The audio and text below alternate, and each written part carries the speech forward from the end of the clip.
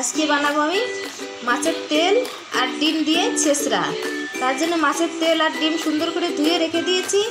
আর নিয়েছি বেগুন, আলু আর পুঁইয়ের শাক। এই দিয়ে আমি বানাবো ছেঁচড়া। দিয়ে দিলাম মাছের ডিম আর তেলটা ভেজে নেব সুন্দর করে।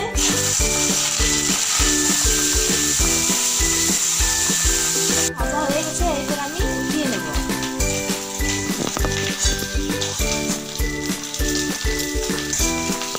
শুকনো লঙ্কা, পাঁচফোড়ন, কাঁচা লঙ্কা আর পেঁয়াজ দিয়ে দেব। পাঁচফোড়ন সুন্দর ভাজা হয়ে গেছে, আমি দিয়ে দেবো সবজি।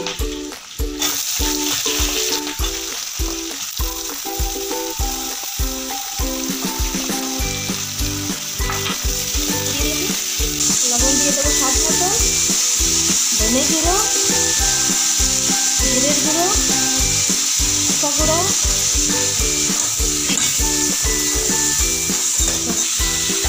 এবার দিয়ে দেবো পুঁই শাক,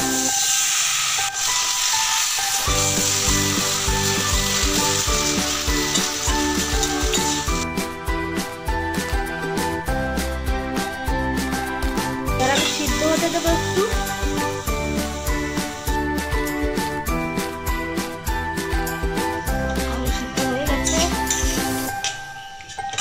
হয়ে গেছে আমার রান্না।